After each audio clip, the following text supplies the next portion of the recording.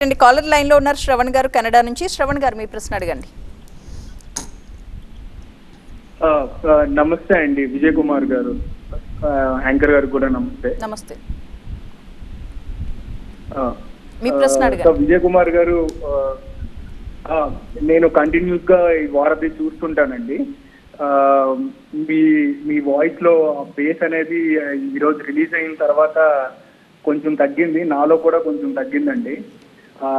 ఎట్లా అనిపిస్తుంది అంటే 23 ఇస్తే ఒక లక్కీ నెంబర్ అనుకుంటారనేసి, లేదంటే 25 ఇస్తే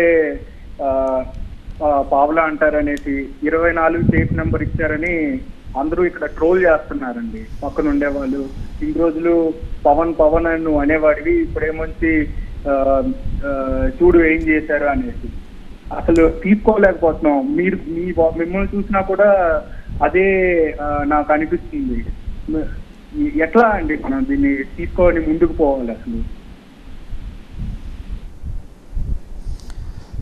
శ్రవణ్ గారు, ట్రోల్ చేసేవాడు ఎలాగైనా ట్రోల్ చేస్తాడు.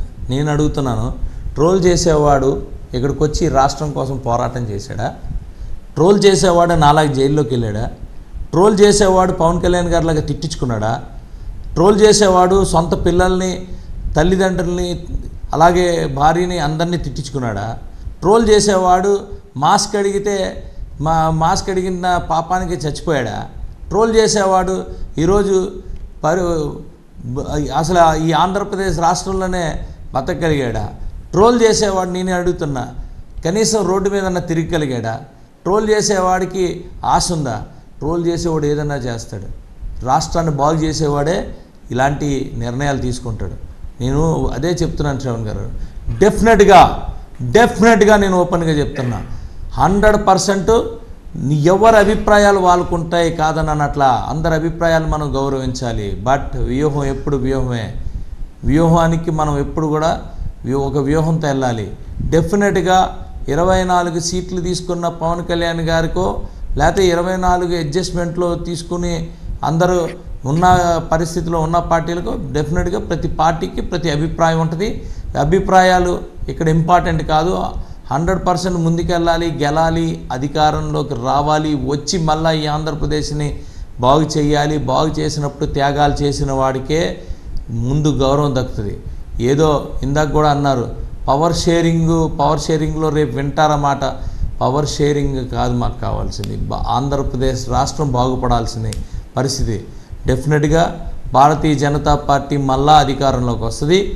ఇక్కడ ఉమ్మడి ప్రభుత్వం అధికారంలోకి వస్తుంది. మళ్ళా 100% మంచి నిధులు తీసుకొచ్చుకొని ఈ ఆంధ్రప్రదేశ్ రాష్ట్రాన్ని బాగు చేసుకుంటాం. ఎలాగైతే స్టీల్ ప్లాంట్ని ఈరోజు ప్రైవేటీకరణ అవ్వకుండా ఎలాగైతే అడ్డామో అలాగే మళ్ళా ఆంధ్రప్రదేశ్ రాష్ట్రాన్ని మంచిగా డెవలప్ చేసుకుంటాం.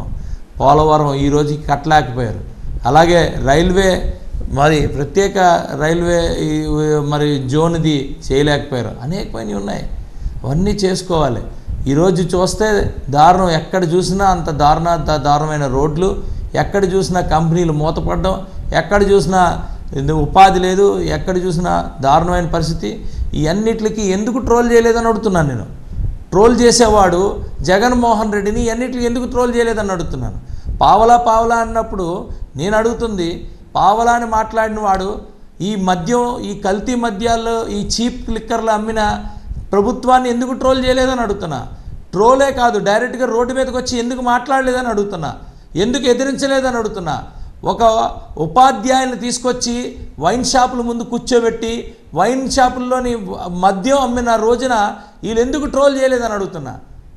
ట్రోల్ చేసే వాళ్ళు ఊరికే ఇచ్చే గేమ్, 5 రూపాయలు, 2 రూపాయలు, 3 రూపాయలు తీసుకున్నాడు పావలా అని మాట్లాడడం ఎంతవరకు సమంజసం అని అడుగుతున్నా. ఒక ఇది పెట్టి, ఒక పోస్ట్ పెట్టి పేటీఎం గాళ్ళ దగ్గర డబ్బులు తీసుకొని ఈరోజు ఆ పేటీఎం గాళ్ళు మళ్ళీ డబ్బులు ఇస్తారని ఇష్టానుసారంగా ట్రోల్ చేస్తుంటే, ఆ ట్రోల్ మీరు గుర్తుపెట్టుకోవాల్సింది ఏంటంటే, ఆ ట్రోల్స్ అన్నిటికీ ఇట్స్ ఎ పెయిడ్ ట్రోల్స్. ఆడి జగన్మోహన్ రెడ్డి గారు లేకపోతే వైఎస్ఆర్సీపీ పార్టీ ఈరోజు వాళ్ళందరికీ డబ్బులు ఇస్తుంది. వాడా మమ్మల్ని మాట్లాడే పరిస్థితి, వాడా మమ్మల్ని తీసుకునే మాట్లాడే